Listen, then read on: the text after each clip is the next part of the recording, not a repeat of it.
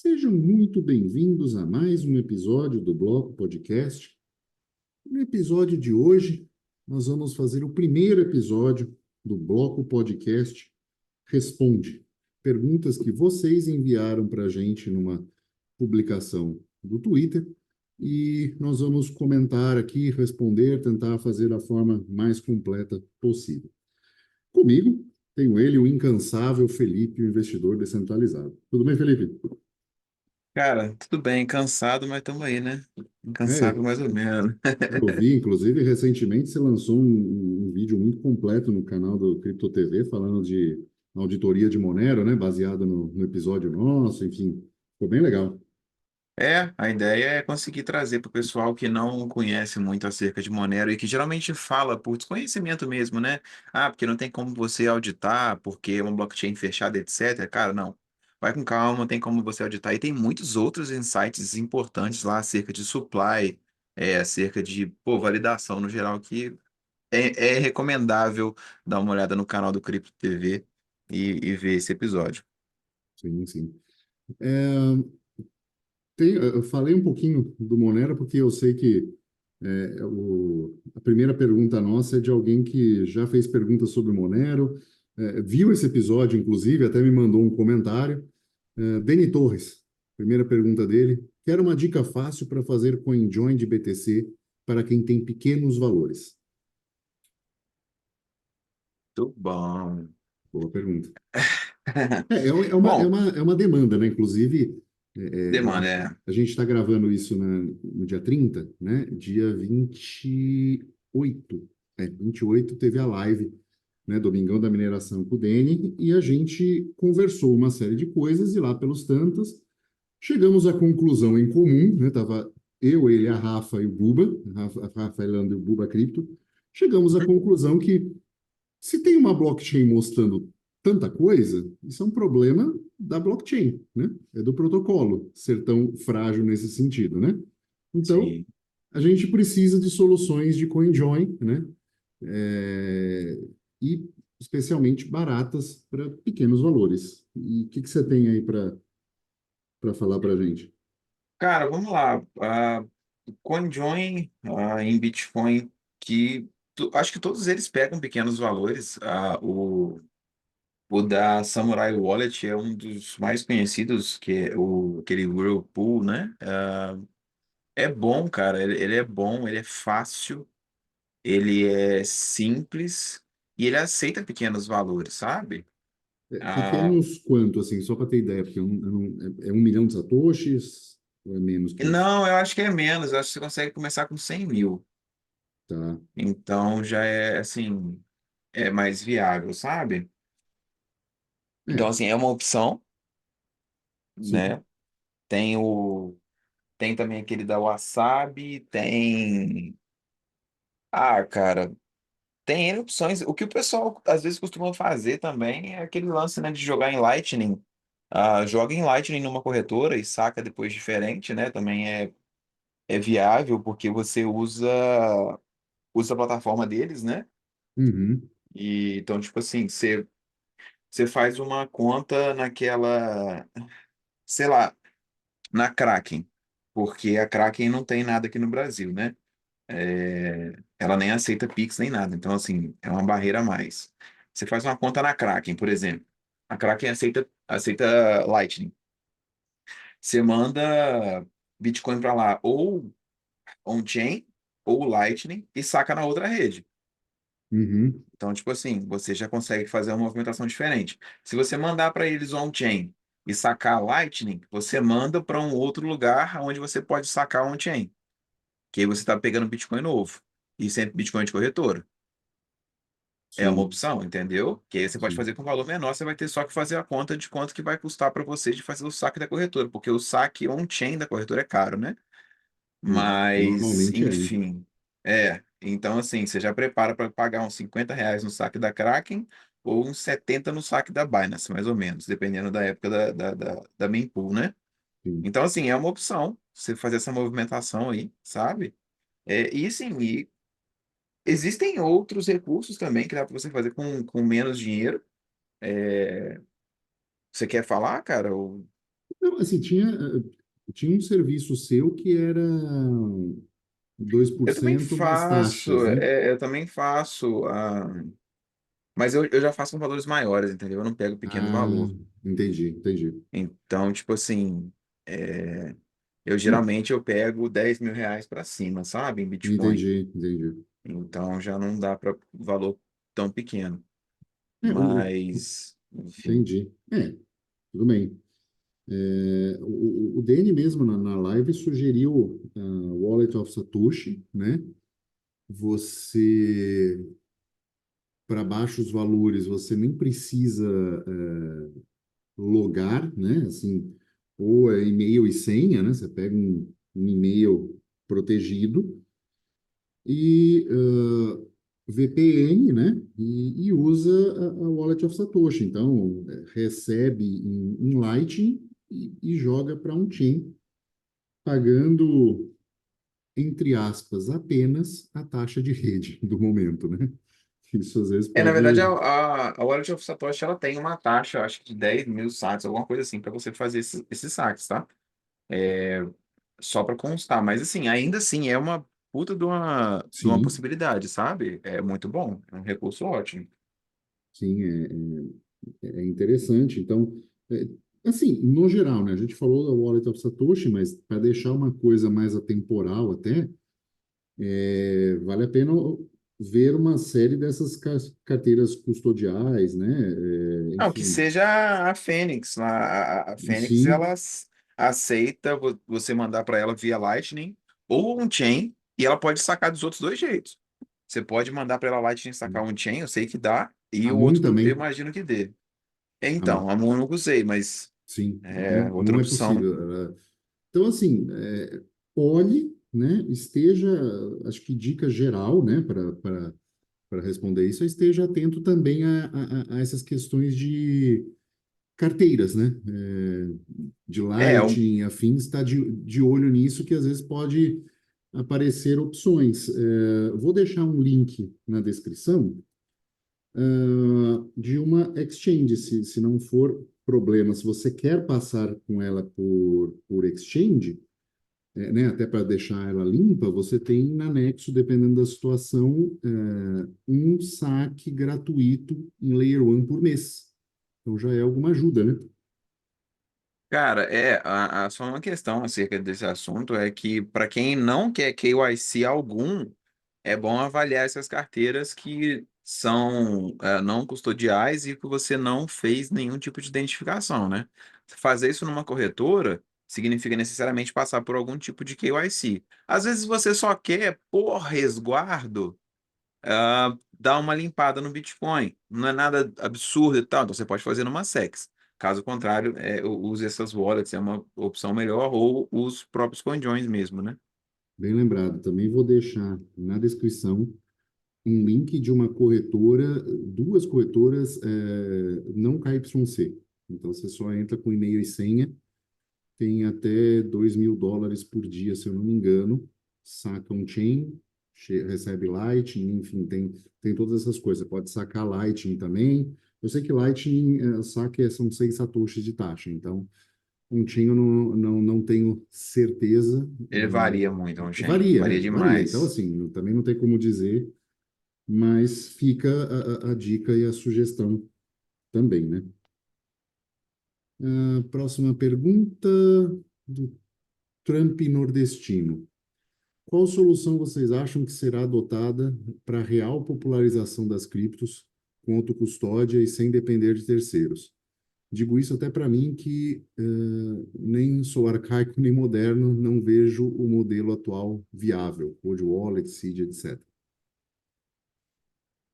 Cara, vamos lá.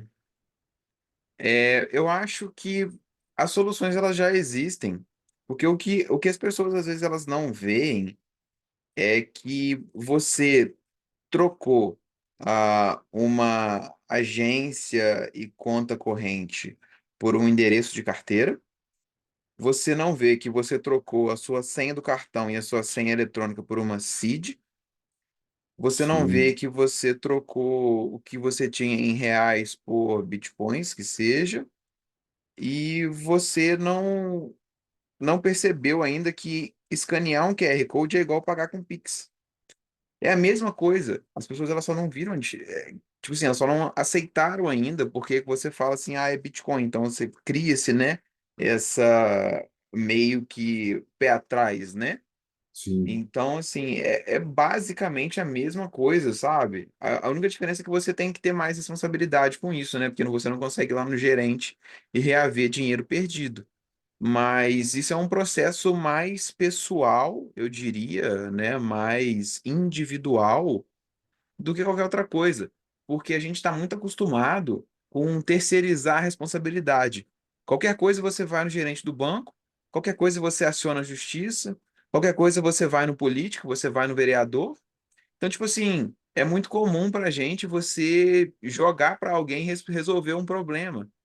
Quando na verdade agora você está em face de uma coisa que, se você não resolver o seu problema, o problema é totalmente seu. Então, assim, eu acho que essa que é a grande dificuldade das pessoas hoje, sabe? A gente já tem mecanismo, ele já funciona, ele já está testado, ele está sendo usado sempre. A questão é que as pessoas só não viram isso ainda, porque elas ainda não sofreram uma coerção suficiente para fazê-las mudar e migrar e sair dessa moeda fiduciária, da conta bancária sua, que o dinheiro que está lá não é seu, que trava, que o banco consegue movimentar, que o Pix consegue estornar, que daqui a pouco sim. a Receita Federal vai começar a cobrar. Oi, você movimentou R$ 10 a mais do que o seu salário declarado. Que dinheiro é esse? Tá maluco? Você tá traficando? Então, assim, é questão de tempo até as pessoas acordarem para isso. Algumas são um pouco mais inteligentes e conseguem se precaver, se adiantar, outras não. E é o tempo. É, tem uma questão que eu acho que, né, os bancos não vão simplesmente morrer, né? Eles vão oferecer esse serviço em termos de cripto. Então, eu creio que parte disso será migrado. Então, você vai ter alguém para quem ligar, sabe?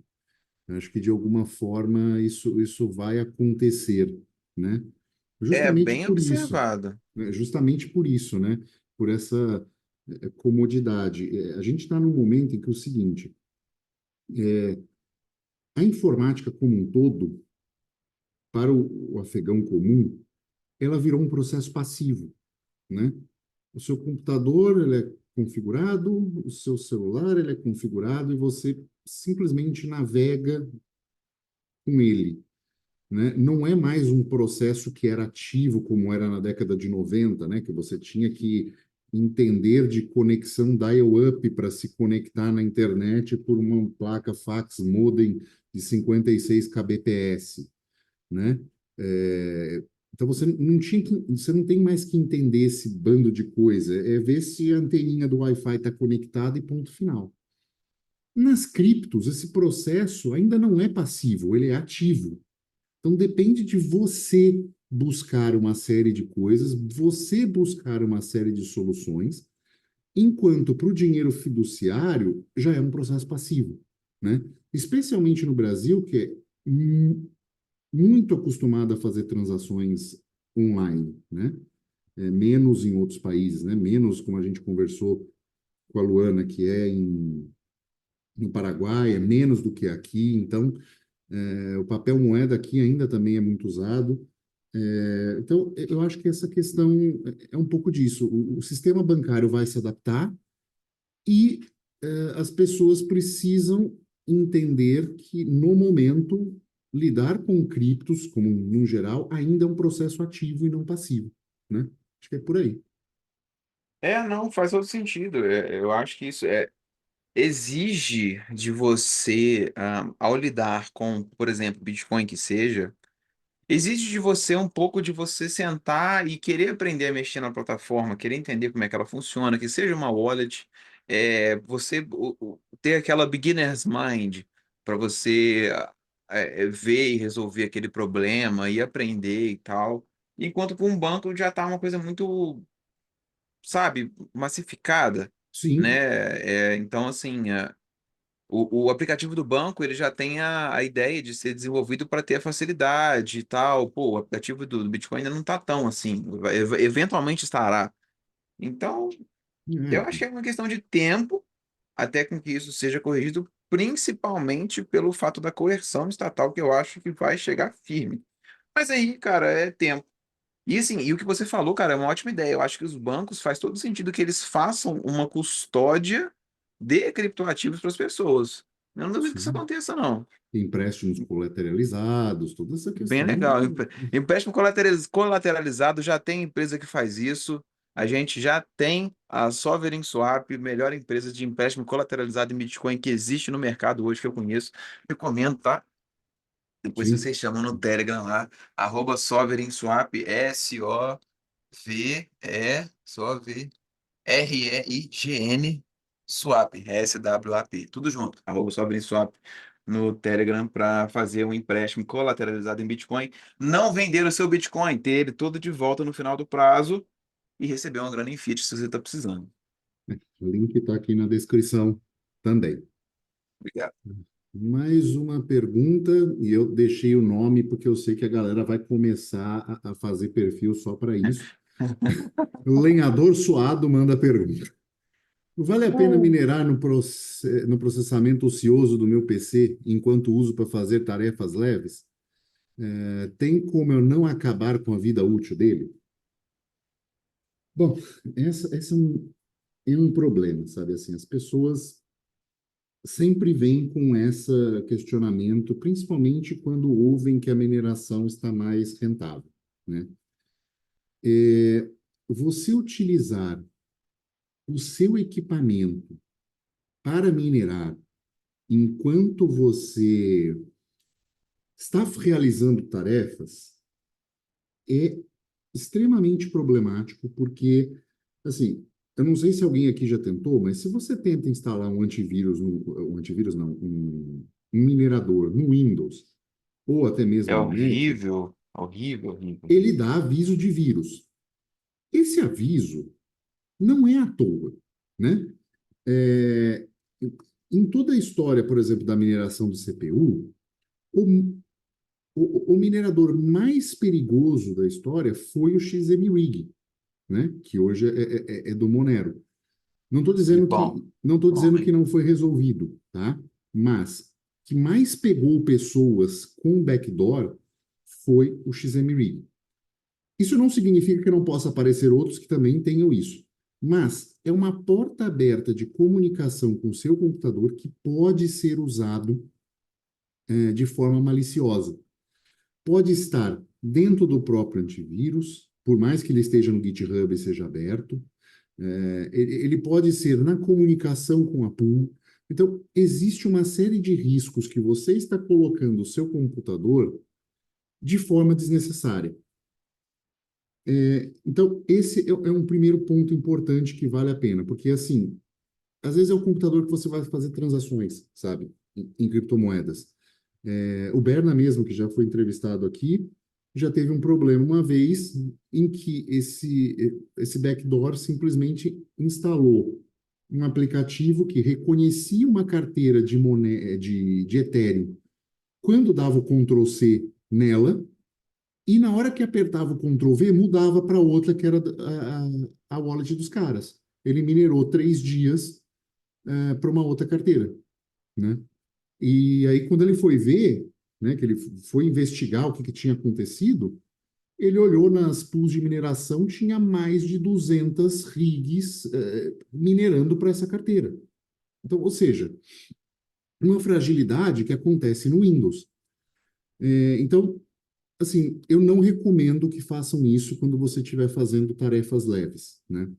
O outro ponto é, quando não for tarefas leves, for tempo ocioso, aí talvez valha a pena você minerar utilizando, por exemplo, o HiveOS. O HiveOS funciona num pendrive, você desliga o computador, dá boot por esse pendrive e minera no período ocioso.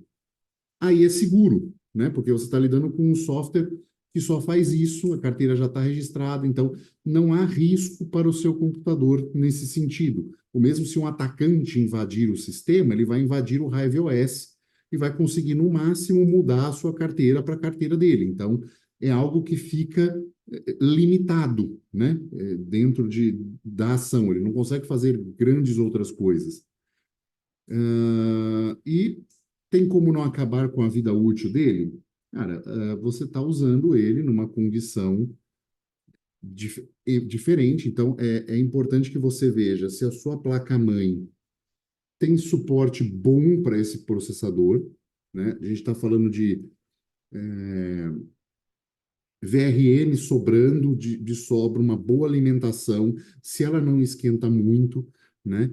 Não é só o esquentar do processador, é a placa-mãe como um todo, né? Porque senão você não acaba com a vida útil do processador, mas você acaba com a da placa-mãe, e aí você fica sem equipamento na mesma. Notebooks, não recomendo de maneira nenhuma, especialmente no Brasil. Celulares, né, que tem alguma coisinha que dá para minerar com o celular, só se for um celular também que você não usa.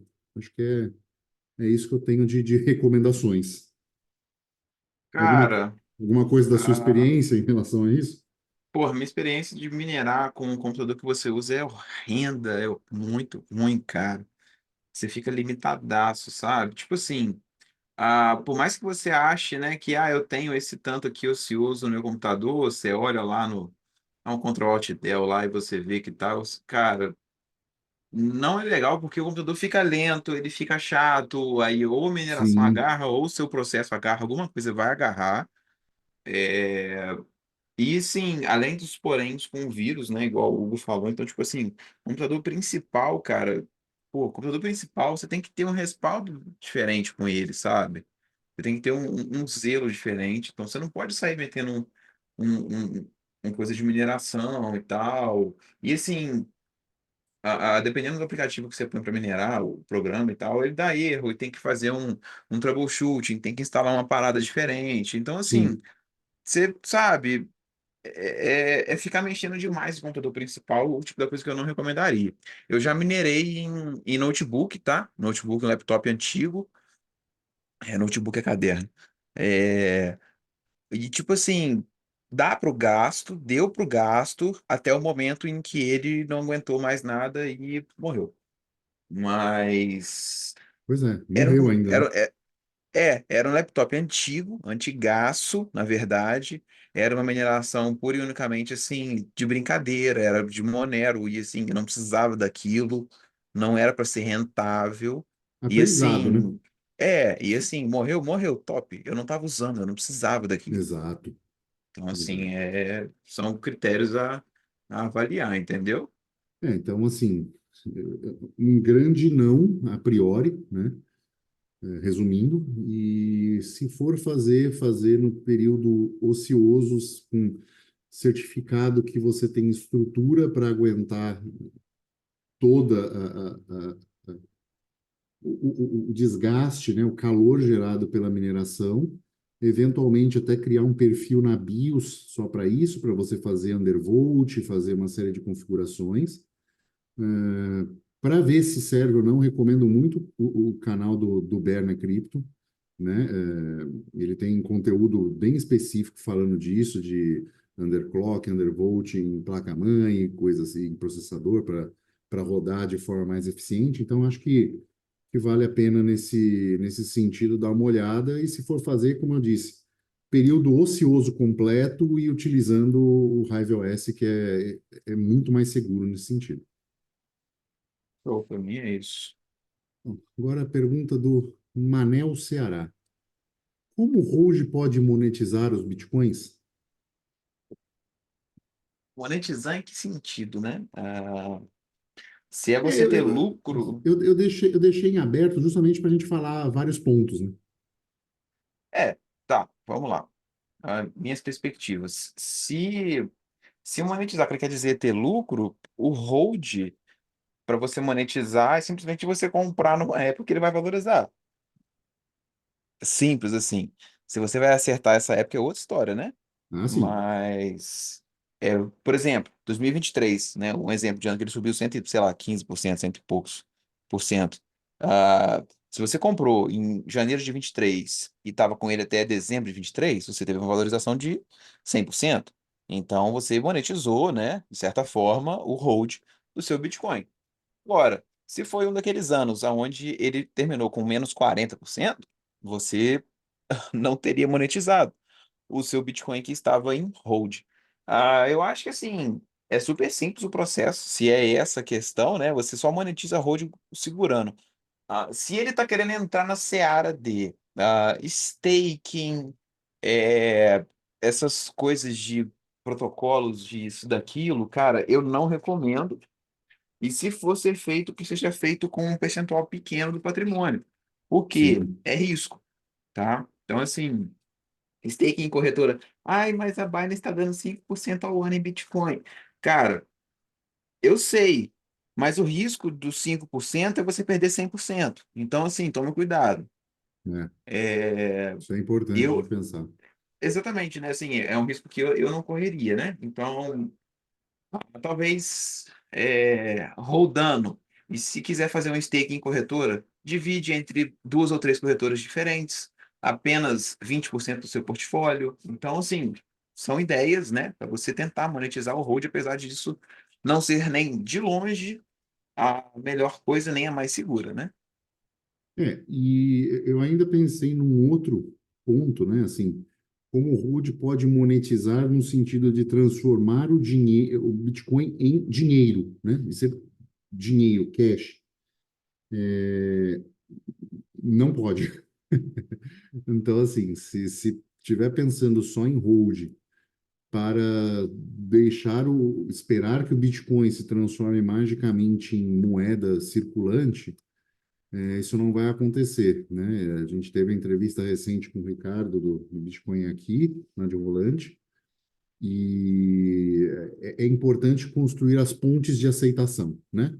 Então, você presta serviço, você faz qualquer coisa nesse sentido, tem um comércio, coisa assim, coloca um adesivinho lá, diz que você aceita, que já vai ajudar bastante a essa monetização no sentido de uso como dinheiro. Acho que é É, isso para essa questão, né? eu acho que é isso. Melhor os usos é você usar. Exato. Bom, acho que pelo tempo essa aqui deve ser a última pergunta. IP mandou essa. Uma Ledger é suficiente como autocustódia? Cara, eu gosto bastante da Ledger. Eu não gostava, assim, dela porque ela tem inúmeros históricos de vazamentos e de trackers no software dela e de um monte de coisa, tá? Então, assim, de longe a coisa mais privada do mundo, mas ela é boa. Hoje eu tô com uma Ledger e eu posso falar que ela funciona bem, atende a minha demanda. É óbvio que eu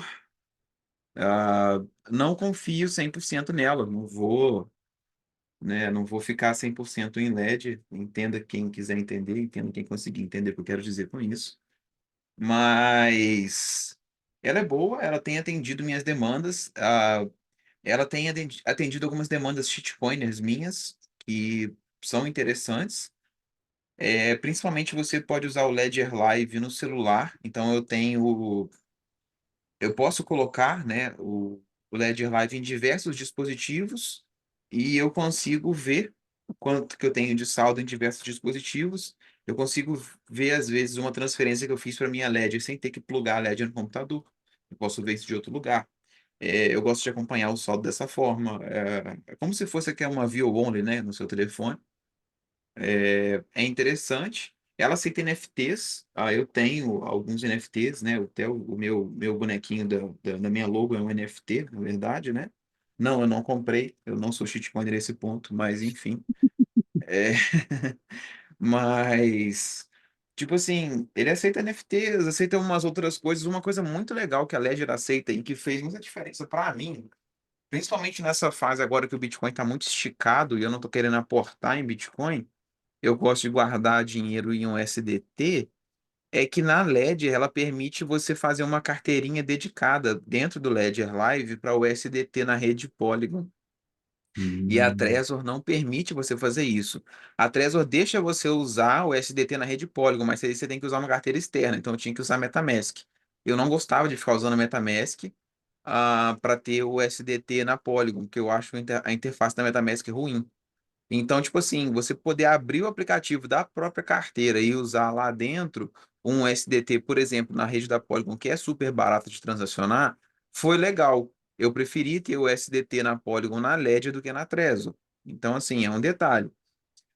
A Ledger não é open source totalmente igual é a Trezor. Eu não acho que a Ledger é melhor do que a Trezor, muito pelo contrário, mas ela atende super bem às demandas. Tem como você fazer uma passphrase, o que eu super recomendo. Quem fez o meu curso sabe.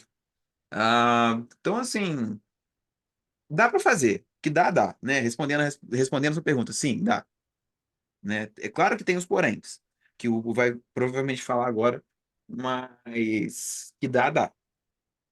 Eu não conheço profundamente a Trezor.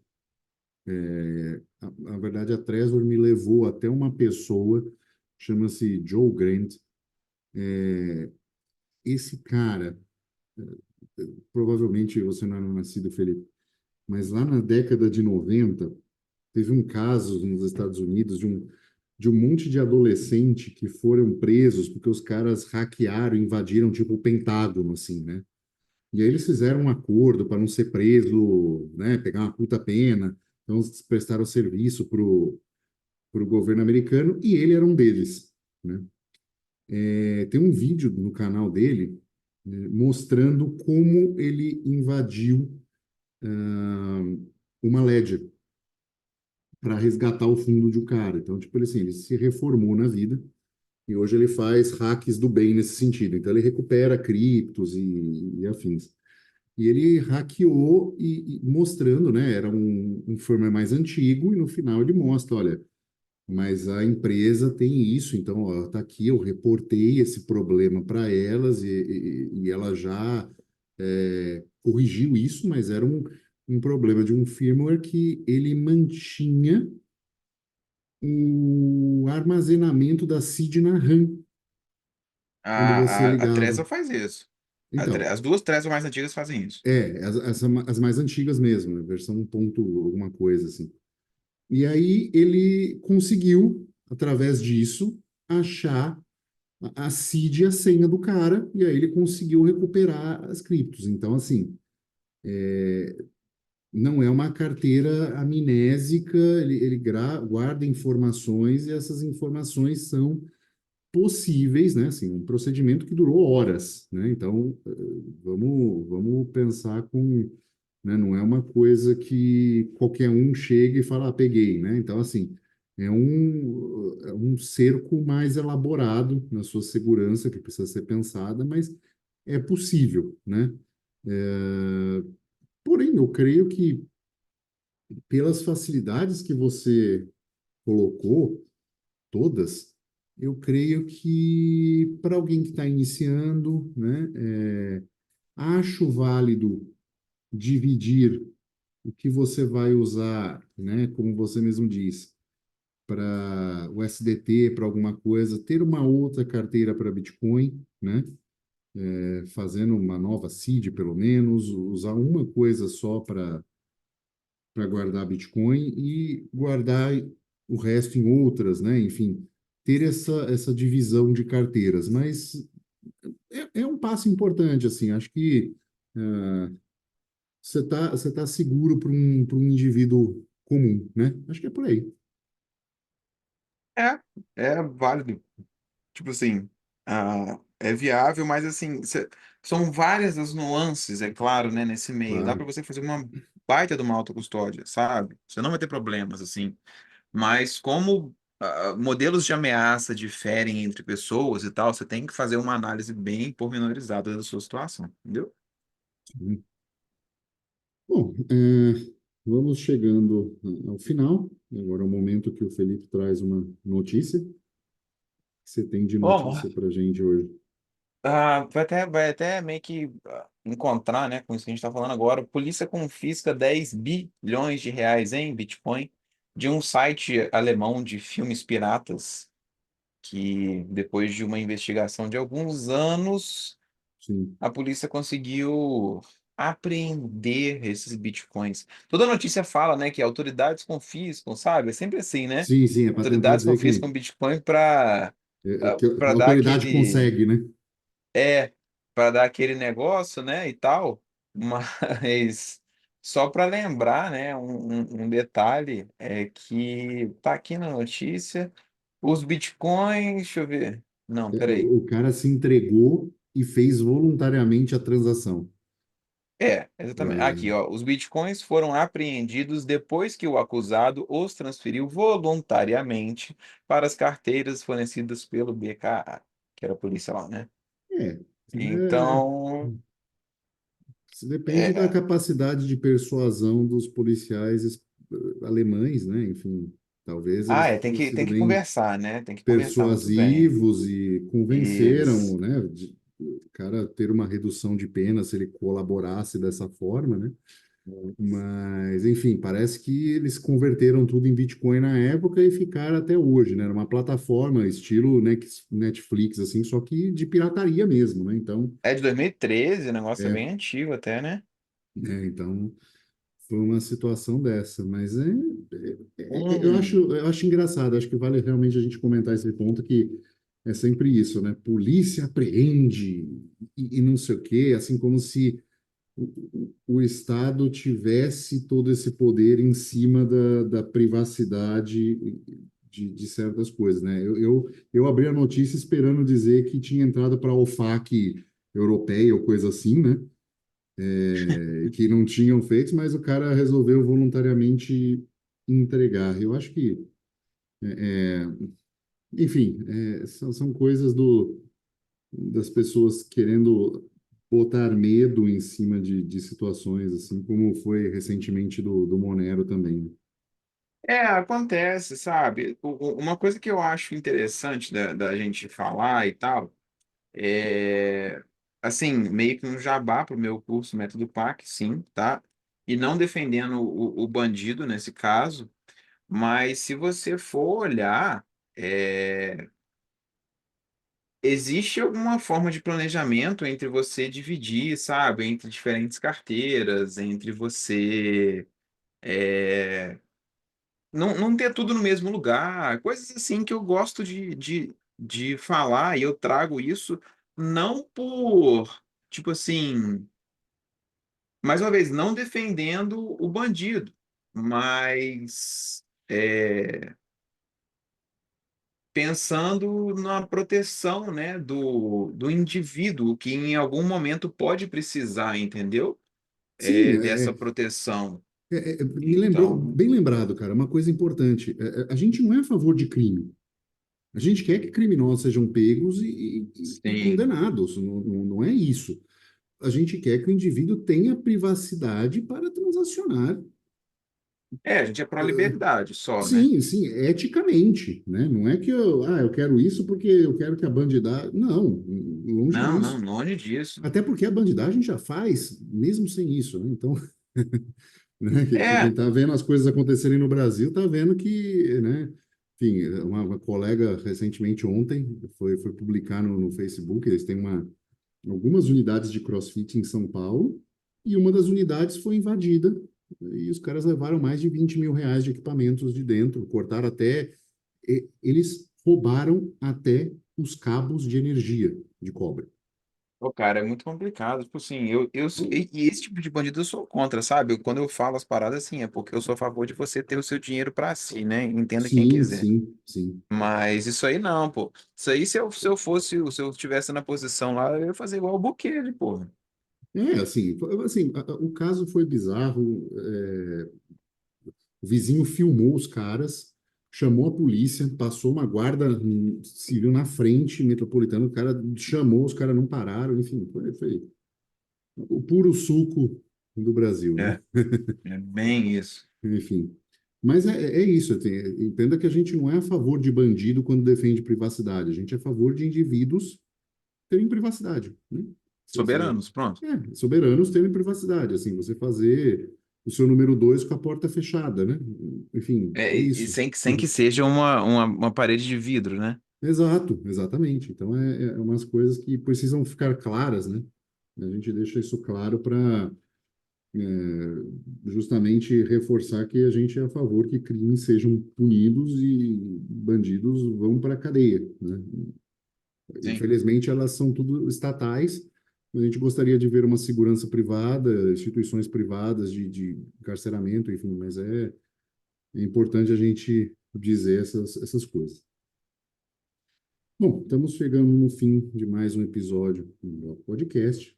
Se você gostou, deixe 5 estrelas, deixe o like no YouTube, é importante para a gente. Se gostou bastante, quer deixar uns satoshinhos, envie para quinteiro@zebedi.gg, ou se tiver no Fountain, nosso app favorito, é só dar um boost nesse episódio ou no próprio perfil do Bloco Podcast e fazer um comentário, e se ganhar likes vai ganhar satoshis de volta também, tá bom? E ficamos por aqui e tchau.